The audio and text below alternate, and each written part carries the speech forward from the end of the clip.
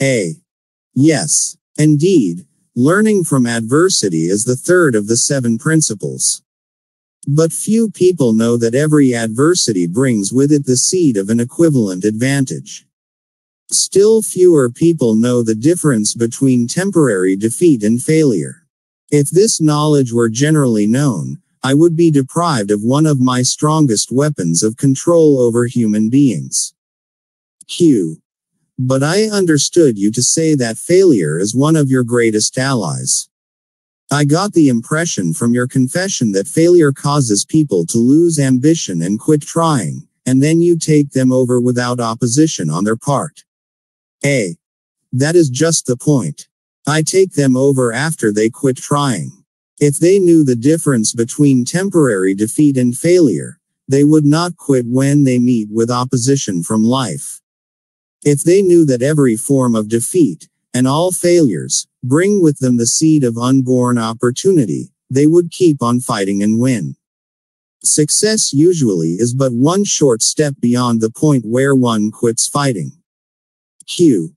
Is that all one might learn from adversity, defeat, and failure? A.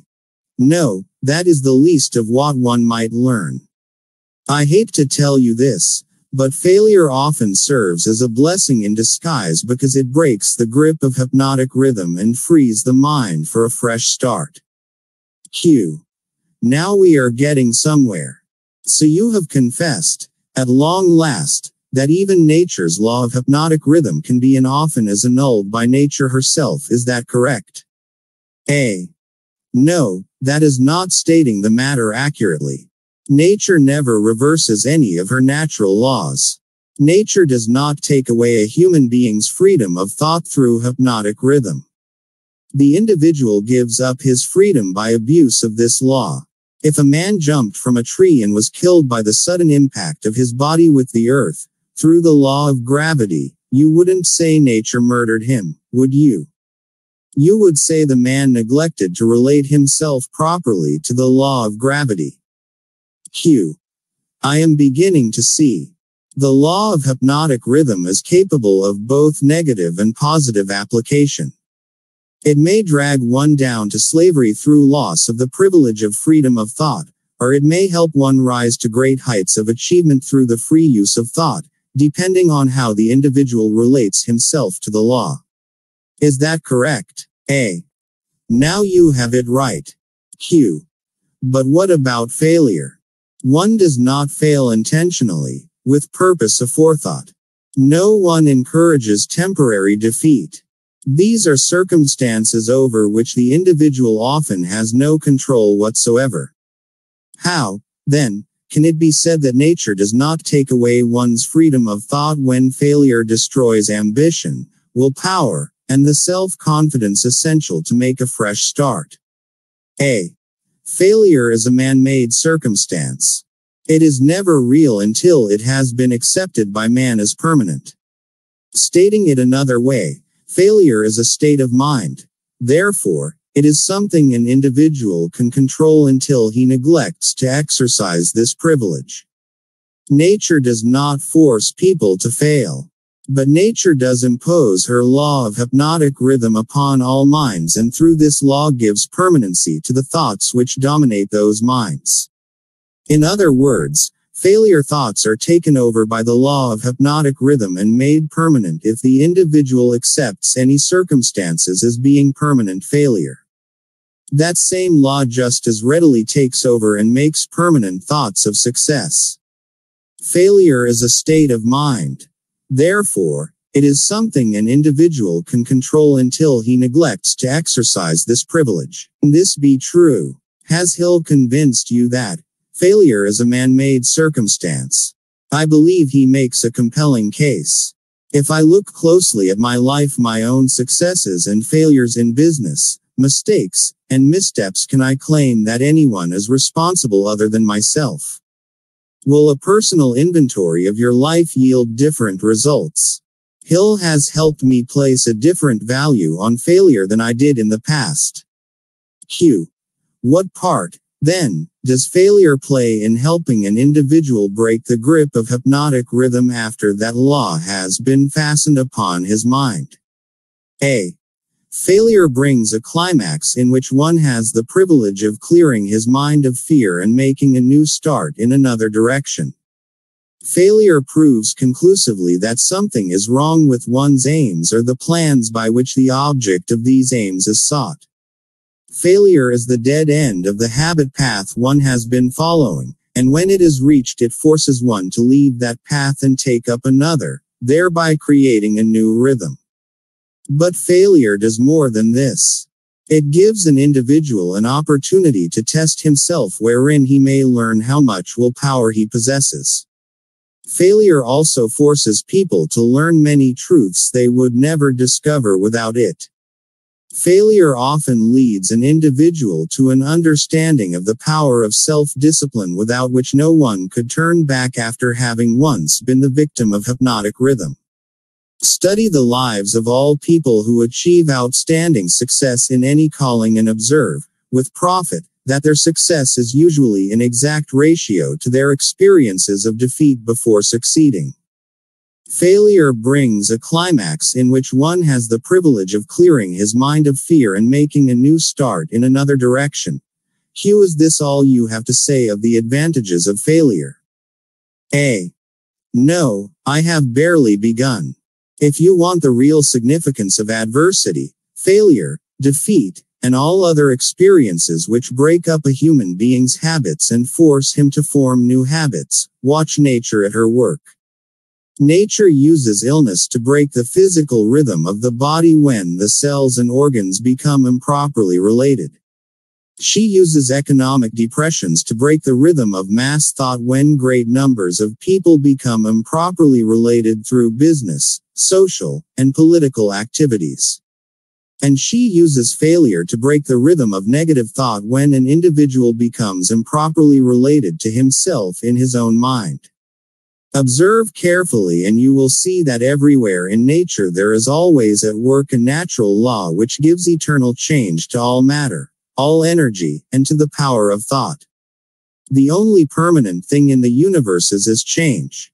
Eternal, inexorable change through which every atom of matter and every unit of energy has the opportunity to properly relate itself to all other units of matter and energy, and every human being has the opportunity and the privilege of properly relating himself to all other human beings no matter how many mistakes he makes, or how many times or in what ways he may be defeated.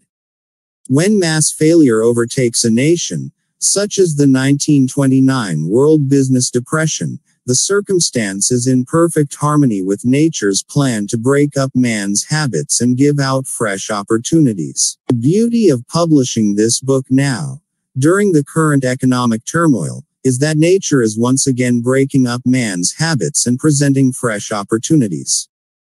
Q. What you are saying intrigues me. Am I to understand that hypnotic rhythm has something to do with the way people relate themselves to one another? A. That abstract, elusive thing called character is nothing but a manifestation of the law of hypnotic rhythm. Therefore, when speaking of one's character it would be proper to say his thought habits have been crystallized into a positive or negative personality, through hypnotic rhythm. One is good or bad because of the knitting together of his thoughts and deeds through hypnotic rhythm. One is bound by poverty or blessed with abundance because his aims, plans, and desires, or lack of them, have been made permanent and real by hypnotic rhythm. Q. Is that all you have to say of the connection between hypnotic rhythm and human relationships? A. No, I have just begun. Remember, while I am talking I am speaking of the influence of hypnotic rhythm in connection with all human relationships. Men who succeed in business do so entirely because of the way they relate themselves to their associates and to others outside of the business. Professional men who succeed do so largely because of the manner in which they relate themselves to their clients. It is much more important for the lawyer to know people and to know the laws of nature than it is to know the law. And the doctor is a failure before he starts unless he knows how to relate himself to his patients so as to establish their faith in him. Marriage succeeds or fails entirely because of the manner in which the participants relate themselves to one another. Proper relationship in marriage begins with a proper motive for the marriage.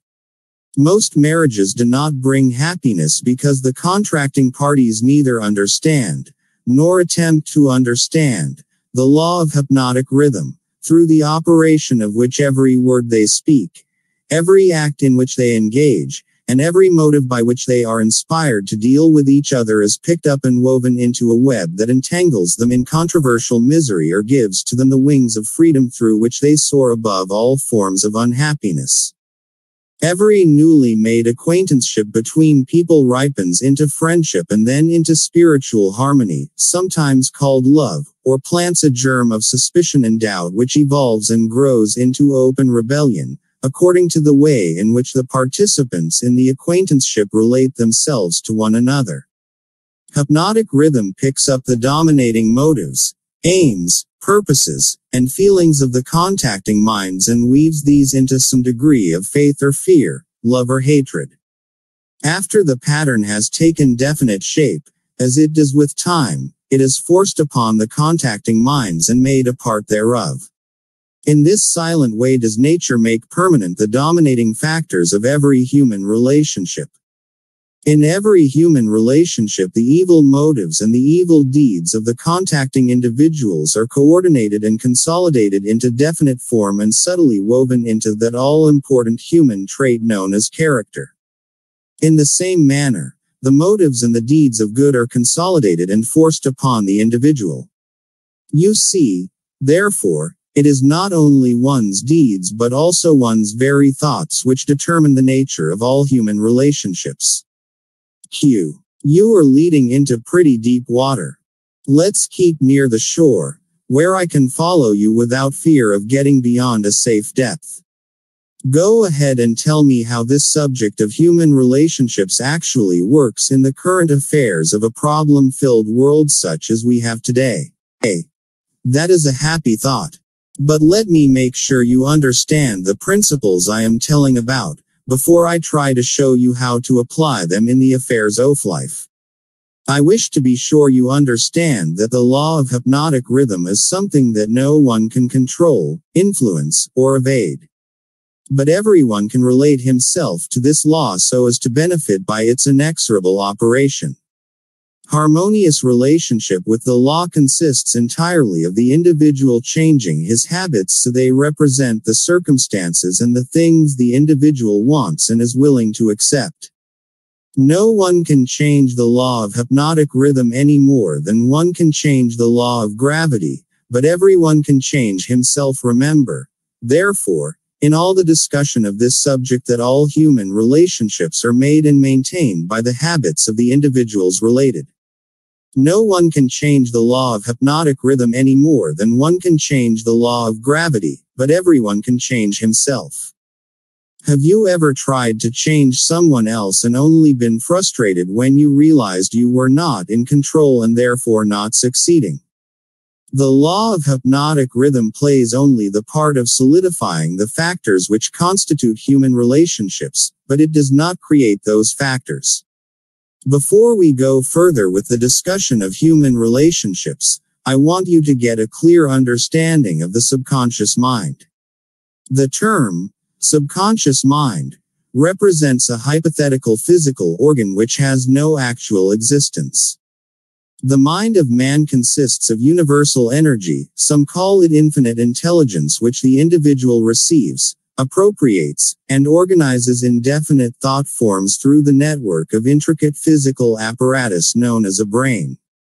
These thought forms are replicas of various stimuli which reach the brain through the 5 commonly known physical senses and the 6th sense, which is not so well known.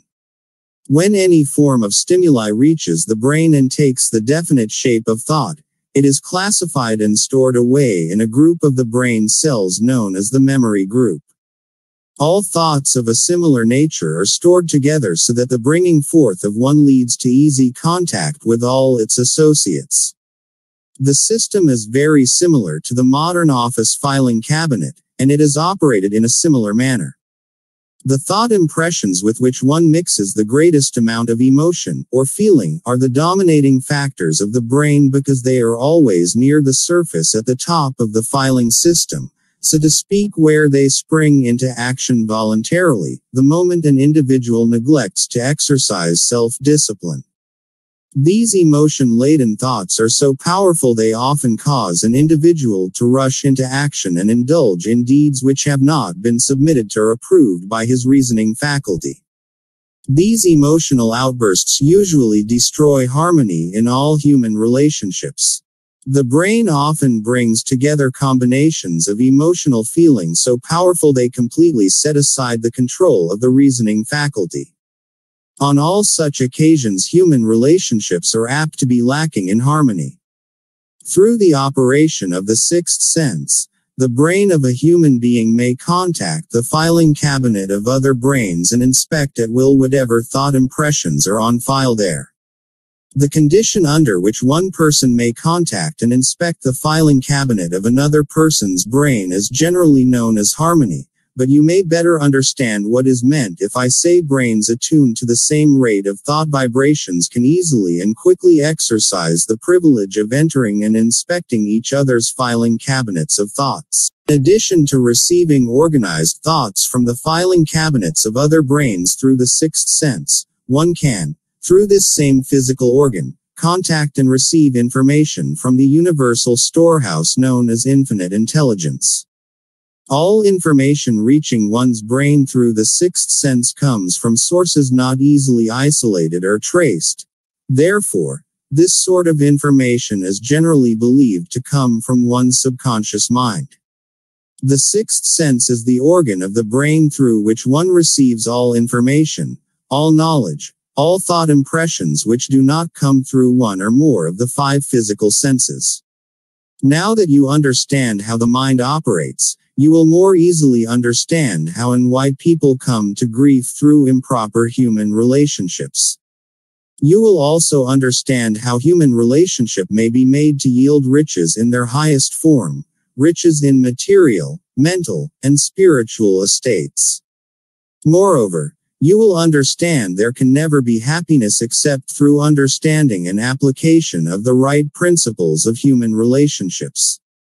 You will understand, too, that no individual is an entity unto himself, that completeness of mind can be attained only by harmony of purpose and deed between two or more minds. You will understand why every human being should, of his own choice, become his brother's keeper in fact as well as in theory. Q. What you say may be true, but I still insist that you have me beyond safe depths of thought. Let us get back nearer to the shore, where I can wade in familiar water. We shall go out into the deeper water after we learn to swim well. We started out to discuss the subject of how to profit by adversity, but it seems we have drifted somewhat afield from that subject. A. We have detoured, but we have not drifted. The devil never drifts. The detour was necessary in order that you might be prepared to understand the most important part of this entire interview. We are now ready to get back to the discussion of the subject of adversity. Inasmuch as most adversities grow out of improper relationships between people, it seems important to understand how people may become properly related. Naturally, the question arises as to what is a proper relationship between people. The answer is that the proper relationship is one that brings to all connected with it, or affected by it, some form of benefit. The proper relationship is one that brings to all connected with it, or affected by it, some form of benefit. Take a moment to inventory your relationships, at home, at work, and at play. List the relationships that seem in need of improvement and keep them in your mind as you continue reading. Q. What, then, is an improper relationship? A. Any relationship between people which damages anyone or brings any form of misery or unhappiness to any of the individuals. Q. How can improper relationships be corrected? A. By change of mind of the person causing the improper relationship, or by changing the persons to the relationship. Some minds harmonize naturally while others just as naturally clash. Successful human relationships, to endure as such, must be formed of minds that naturally harmonize, quite aside from the question of having common interests as a means of bringing them into harmony. When you speak of business leaders who succeed because they know how to pick men, you might more correctly say they succeed because they know how to associate minds which harmonize naturally. Knowing how to pick people successfully for any definite purpose in life is based upon ability to recognize the types of people whose minds naturally harmonize. Remember Hill's definition of the master mind. Harmonious coordination of two or more minds working to a definite end. Q. Stay focused on adversity, if you will. If there are possible benefits to be found through adversity, name some of them. A. Adversity relieves people of vanity and egotism. It discourages selfishness by proving that no one can succeed without the cooperation of adversity. Forces an individual to test his mental, physical, and spiritual strength. It thus brings him face to face with his weaknesses and gives him the opportunity to bridge them. Adversity forces one to seek ways and means to definite ends by meditation and introspective thought. This often leads to the discovery and use of the sixth sense through which one may communicate with infinite intelligence. Adversity forces one to recognize the need for intelligence not available except from sources outside of one's own mind. Adversity breaks old habits of thought and gives one an opportunity to form new habits. Therefore, it may serve to break the hold of hypnotic rhythm and change its operation from negative to positive ends. Q. What is the greatest benefit one may receive through adversity? A. The greatest benefit of adversity is that it may, and generally does, force one to change one's thought habits, thus breaking and redirecting the force of hypnotic rhythm. Q. In other words, failure always is a blessing when it forces one to acquire knowledge or to build habits that lead to the achievement of one's major purpose in life. Is that correct? A. Yes, and something morel failure is a blessing when it forces one to depend less upon material forces and more upon spiritual forces. Many human beings discover their other selves, the forces which operate through the power of thought, only after some catastrophe deprives them of the full and free use of their physical bodies. When a man can no longer use his hands and his feet, he usually begins to use his brain. Thus he puts himself in the way of discovering the power of his own mind. The devil brings in the other self, here, revealing how we can use our power of thought and our other selves to discover our true power and major purpose. Q. What benefits may be derived from the loss of material things, money, for example? A. The loss of material things may teach many needed lessons. None greater, however, than the truth that man has control over nothing and has no assurance of the permanent use of anything except his own power of thought. Q. I wonder if this is not the greatest benefit available through adversity. A. No, the greatest potential benefit of any circumstance which causes one to make a fresh start is that it provides an opportunity to break the grip of hypnotic rhythm and set up a new set of thought habits. New habits offer the only way out for people who fail. Most people who escape from the negative to the positive operation of the law of hypnotic rhythm do so only because of some form of adversity which forces them to change their thought habits. Q. Isn't adversity apt to break one's self-reliance and cause one to give up hope? A. It has that effect on those whose willpower is weak through long-established habits of drifting. It has the opposite effect on those who have not been weakened through drifting. The non-drifter meets with temporary defeat and failure, but his reaction to all forms of adversity is positive. He fights instead of giving up, and usually wins. Life gives no one immunity against adversity, but life gives to everyone the power of positive thought, which is sufficient to master all circumstances of adversity and convert them into benefits.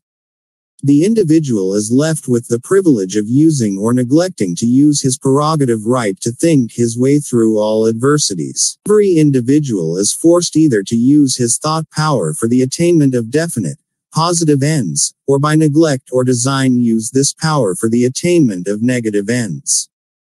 There can be no compromise, no refusal to use the mind. The law of hypnotic rhythm forces every individual to give some degree of use, either negative or positive, to his mind, but it does not influence the individual as to which use he will make of his mind. The non-drifter meets with temporary defeat and failure, but his reaction to all forms of adversity is positive. He fights instead of giving up, and usually wins. Do you remember a time when you felt like giving up, but didn't? My co-author and I expand this concept in our book 3 Feet from Gold, with stories of perseverance and never giving up from over 35 of today's top leaders, non-drifters of our time. Q. Am I to understand from what you say that every adversity is a blessing? A. No, I did not say that. I said there is the seed of an equivalent advantage in every adversity. I did not say there was the full-blown flower of advantage, just the seed. Usually the seed consists of some form of knowledge, some idea or plan, or some opportunity which would not have been available except through the change of thought habits forced by the adversity. Q. Are those all the benefits available to human beings through failure? A. No. Failure is used by nature as a common language in which she chastises people when they neglect to adapt themselves to her laws. For example, the World War was man-made and destructive. Nature planted in the circumstances of the war the seed of an equivalent reprimand in the form of a world depression. The depression was inevitable and inescapable. It followed the war as naturally as day follows night and by the operation of the self-same law, the law of hypnotic rhythm. Q. Am I to understand that the law of hypnotic rhythm is the same as that which Ralph Waldo Emerson called the law of compensation? A. The law of hypnotic rhythm is the law of compensation.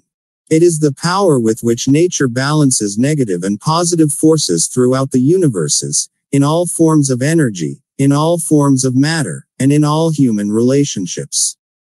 Q. Does the law of hypnotic rhythm operate quickly in all instances?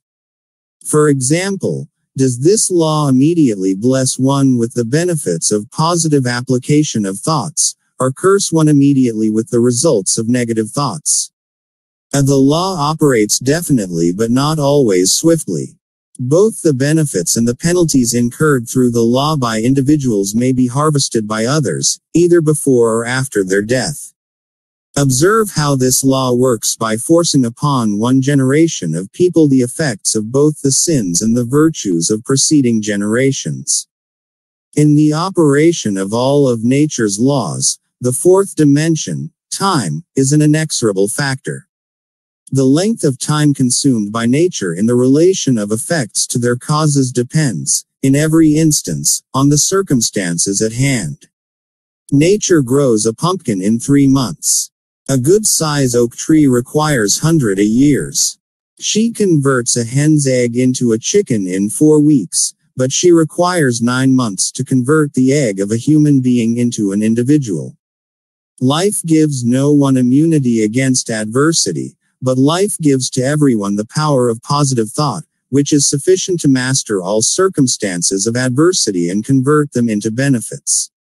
Has nature created the current economic turmoil to allow us once again to convert our own personal adversities into benefits?